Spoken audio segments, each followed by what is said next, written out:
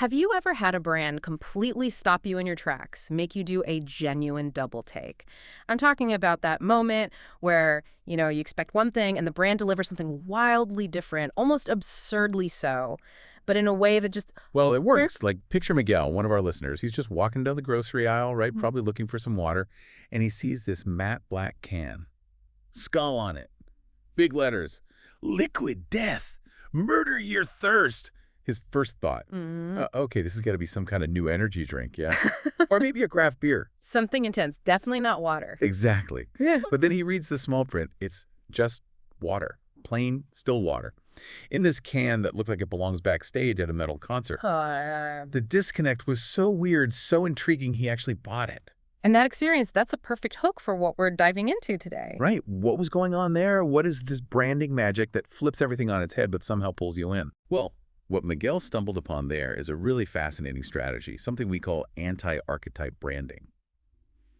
You see, for decades, marketing has pretty much relied on a standard playbook. Okay. And that playbook is largely built around Carl Jung's 12 personality archetypes.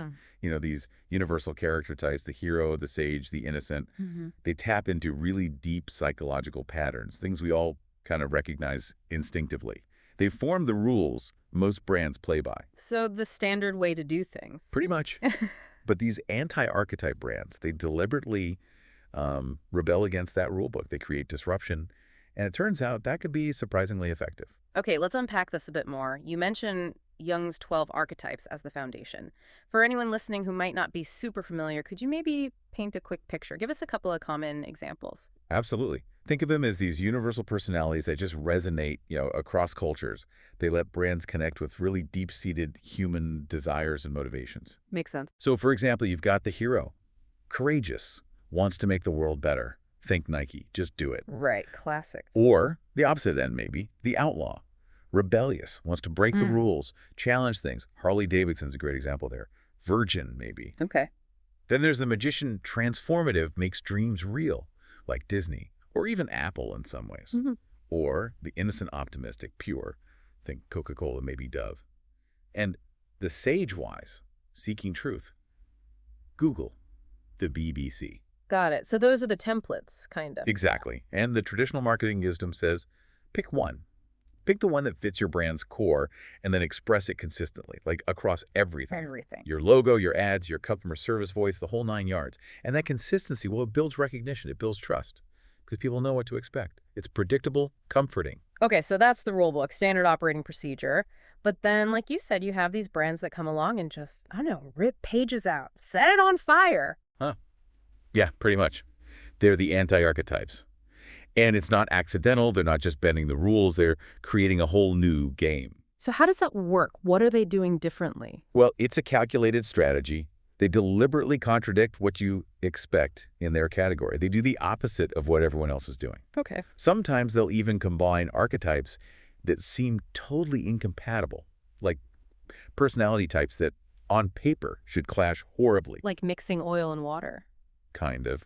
Or they might take something that looks like a weakness, something competitors would hide, and they make it a central feature of their brand, boldly. Interesting. And doing all this, it creates something psychologists call cognitive dissonance, that little mental friction, when something just doesn't match your expectations. The double take moment we talked about. Precisely. It forces you to pause because the positioning is so unexpected. And that tension, it makes the brand stick in your mind. So, unlike traditional brands trying to meet expectations, these guys succeed by intentionally subverting them. They create memorability through contrast. That's wild. Purposefully making your brain feel a bit unsettled. Okay, let's get into some examples. This sounds fun. Where better to start than where we began? Record death. Water. That looks like it should be blasting from speakers. It's such a brilliant move, isn't it? Think about normal bottled water ads. What do you see? Pristine mountain springs, ice, maybe someone doing yoga, soft blues, clean fonts. Exactly. Classic innocent archetype stuff. Purity, health, serenity. Liquid death just chucks all that out. Beer cans, heavy metal skulls, slogans like murder your thirst and death to plastic bottles. The founder, Mike Cesario, he actually came from Netflix Creative. He basically asked, why should unhealthy stuff get all the cool marketing? Why can't water be badass too? Love that. And it's this conscious mashing together of the outlaw aesthetic, the rebellion, the look with the pure, innocent product itself, water. That clash is designed purely to grab your attention in a crowded aisle. And did it work? I mean, Miguel bought it. Oh, absolutely. Beyond just Miguel. By 2023, they were reportedly doing over $150 million in revenue. They got nationwide distribution in major stores like Target, Whole Foods, all while costing, like 3 times more than regular bottled water. Wow. So the disruption paid off. Big time. It absolutely did. They didn't just get attention. They built a seriously successful business by totally rewriting what water could look and feel like. That combination, outlaw plus innocent, it's so jarring. But you mentioned the sustainability angle too, death plastic. Does the contradiction need some kind of underlying logic to really land, or is pure shock enough? That's a really crucial point. It's generally not shock for shock's sake. I mean, that might get you noticed once, but it probably won't build a brand. The contradiction needs to be, well, intelligible, meaning it needs to make some kind of sense, even if it's a surprising sense. With Liquid Death, the outlaw look grabs you. But the death to plastic message connects it to a real value proposition sustainability that resonates with a lot of consumers today. It gives the weirdness a purpose. Okay, so it's shock with substance. Got it. If it were just random weirdness, you might just confuse people. But because there's that underlying message, that hook, it works. It creates a paradox, but a memorable and meaningful one. All right, so from everyday stuff like water, this anti-archetype thing can blow up entire genres too, right? Like, think about superheroes. Deadpool didn't just, join the club. He crashed the party, stole the mic, told dirty jokes. Exactly. He completely shredded the superhero rulebook. He really did. I mean, the superhero world is traditionally dominated by these very virtuous hero archetypes. Superman, Captain America, Batman, even noble, strong, morally upright. The good guys. The ultimate good guys. Then comes Deadpool. And the marketing itself was pure subversion. He's mocking the superhero tropes constantly, breaking the fourth wall, leaning into R-rated humor in a genre that was mostly PG-13. I remember those billboards, like the one where he's lounging like it's a rom-com poster. Exactly. Or the emoji-filled social media stuff parodying corporate speak. It was brilliant. It blended the outlaw's rebellion with the jester's, irreverent humor, a direct shot across the bow of the serious hero genre. And people loved it. They ate it up. The first movie smashed box office records for R-rated films. It proved you could be the anti-superhero and carve out this huge, unique space, even in a totally saturated market. Okay, another one that feels really counterintuitive is Patagonia. High-end outdoor gear, but they actively tell you not to buy stuff. That feels like the ultimate anti-corporate move in retail. It really does. Think about most outdoor brands. They're usually a mix of the explorer, seeking adventure, and maybe the hero, conquering nature. Yeah. And the message is usually, buy more gear for your next big adventure. Right. New jacket, better boots. Patagonia started there, sure, under Yvon Chouinard, who was a climber himself. But they evolved dramatically. Remember that Black Friday ad back in 2011? The headline, "Don't buy this jacket." Yeah, that made waves. Huge waves. They urged people to repair things instead of replacing them. Their Worn Wear program actively promotes fixing and reselling used gear. Yeah. And then, the biggest move in 2022, Chouinard gives away the entire company, worth like $3 billion, to a trust to fight climate change. Unbelievable. His quote was amazing. "Earth is now our only shareholder." What Patagonia did was brilliantly blend that explorer archetype with a caregiver nurturing, protecting. They challenge capitalism itself, yet remain incredibly profitable and, maybe more importantly, deeply trusted. So their anti-consumerism stance actually builds their brand. Precisely. It shows you can't succeed because you challenge the norms, especially if those challenges align with deeply held values. It's a powerful statement. Apple, too. That feels like another huge shift. When Steve Jobs came back, tech marketing felt so different. Less about specs, more about something else. You're absolutely right. Before Jobs returned in '97, the tech world was very much sage territory. IBM, Microsoft, Dell, it was all about technical specs, complex features, jargon. Marketing for tech heads, basically. Megahertz and RAM and... Yeah, exactly. Yeah. Jobs flipped that completely. While everyone else was talking processor speeds, Apple launched Think Different. Remember those ads? Einstein, Gandhi, Picasso? Hardly computer insight. Yeah, it was about people, about creativity. Precisely. Their stores became minimalist galleries, products displayed like art, a huge contrast to cluttered electronic shops. And the names, iMac, iPod, iPhone, simple, human. not complex model numbers. And the iPod launch. Perfect example. He didn't talk gigabytes. He just said 1,000 songs in your pocket. That translates technology into a human benefit, an emotional experience. Did what archetypes were they blending there? I'd say they combined the creator innovation, imagination with rebellious shades of the outlaw. Rejecting the industry's tech-speak focus felt revolutionary. It was about emotion, simplicity, design, and it clearly worked, made them one of the most valuable companies on Earth. That job's, quote, fixed too. People don't know what they want until you show it to them. Very anti-market research, anti-convention. The ultimate anti-archetype stance in tech, really. Leading, not following. Defining the category, not just fitting into it. Okay, one more Oatly. This one's fun because they make this premium oat milk, but the packaging looks almost deliberately amateur, quirky, self-mocking even. Yeah, someone said their visual identity looks like basic Microsoft Paint, and honestly, it kind of does. So true. So what's the thinking there? Making something premium look kind of cheap. Well, it's about subverting expectations again. The premium beverage category, especially dairy alternatives, often goes for sleek, sophisticated, maybe very natural-looking packaging. Very polished. Right, clean lines, maybe green leaves. Exactly. Oatly comes in with these cartons that have crude, hand-drawn bits, really conversational, self-deprecating text, stuff like, wow, no cow, or it's like milk, but made for humans. It feels totally uncorporate. It definitely stands out. It does. And what they're doing is blending the jester's self-deprecating humor, that quirkiness, with the sage's focus on facts. They talk a lot about sustainability and nutrition, just in their own weird way. So jester meets sage? Kind of. It creates something that feels really authentic, honest, not slickly marketed. Their CEO, Tony Peterson, basically said, we don't use traditional marketing tricks. We just tell people what we are, even if it sounds weird. And that worked too. Exploded. Went from a small Swedish company to a global brand valued at billions. Attracted big-name investors like Oprah, Jay-Z. It just cut through all the noise from serious, polished brands. Okay, so we've seen these amazing examples. Water, superheroes, jackets, tech, oat milk.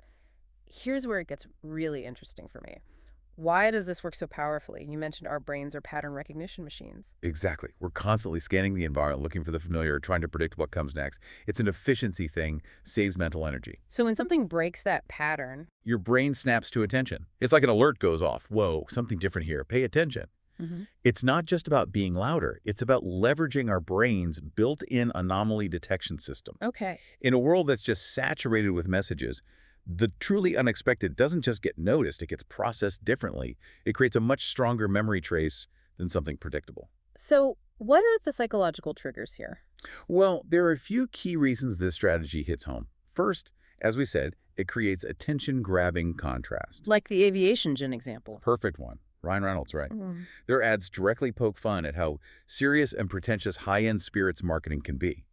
While Grey Goose shows, beautiful people in luxe settings. Reynolds is making fun of the whole process. Exactly.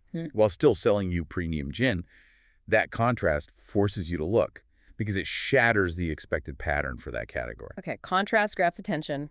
What else? Second, it creates memorability through surprise. Think about Dollar Shave Club.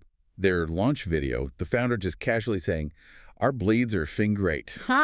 Yeah, that was everywhere. It violated every single norm in the razor category, which was all clinical, sterile, slow-motion water drops. The sheer surprise factor made them instantly memorable. Not just the blades, the whole attitude, the experience. Surprise makes it stick. Got it. And Third, and this is crucial, it often builds cultural relevance through authenticity. In a way, breaking conventions can make a brand feel more honest, more real. Because they're not playing the same old corporate game. Precisely. Consumers today are pretty skeptical of polished narratives. A brand that's willing to be genuinely different, even a bit weird or contrarian, can feel more relatable, more trustworthy, like the ordinary skincare. Right, the clinical bottles, just ingredient name. Yeah, no miracle promises, no flowery language, just science. It directly contradicts the beauty industry's usual lover or magician approach, transformation beauty dreams. And people trust it because it feels no nonsense and honest. So it's contrast, surprise, and authenticity. Exactly. There's a neuroscientist, Dr. Carmen Simon, who puts it perfectly. She says something like, the brain doesn't pay attention to boring things. It's drawn to contrast, to the unexpected. Anti-archetypes create a pattern violation that makes the brand more memorable. And that pattern disruption, that memorability, that's what creates those distinctive, brand assets, marketers look right, like Liquid Death's skull, Deadpool's whole tone, Oatly's quirky drawings. Spot on. Those aren't just random design choices. They become incredibly powerful, immediate identifiers. You see the skull, you think Liquid Death. You hear that sarcastic voiceover, you think Deadpool. Even without the name sometimes. Often without the name. They become this visual or tonal shorthand that instantly recalls the brand precisely because they're so different, so unexpected, and therefore so distinctive. They get embedded in your memory. Okay, this all sounds amazing, very powerful, but it also sounds tricky to pull off. So this raises a big question, I think, for you listening. If you're thinking about applying this, how do you even start? That's the key question, isn't it? Yeah. It's not just about being weird. There's a method. First, you absolutely have to identify the category conventions. What does everyone else in your space do? What are the dominant visuals, the typical language, the go-to archetypes? Really map it out. Know the rules before you break them? Yeah, exactly. Second, find the contradiction. Based on those conventions, what's the opposite? What would genuinely surprise, maybe even shock your audience, but in a relevant way? Not just shock for shock's sake, like we said. Right, which leads to the third point. Connected to authenticity. The disruption can't feel random or forced. It has to link back to a genuine truth about your product, your mission, your values. Why does this contradiction make sense for you? Okay. Identify, contradict, connect. Yeah. What else? Fourth, commit fully. Anti-archetypes don't really work if you dip your toe in. Half measures get lost. If Liquid Death decided to be a little bit metal, it wouldn't have worked. You have to go all in on the chosen contradiction. Be bold. Be bold.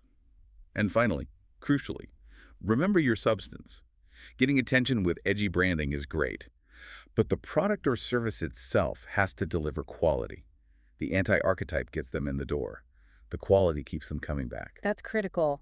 All sizzle and no steak won't build loyalty. Never does.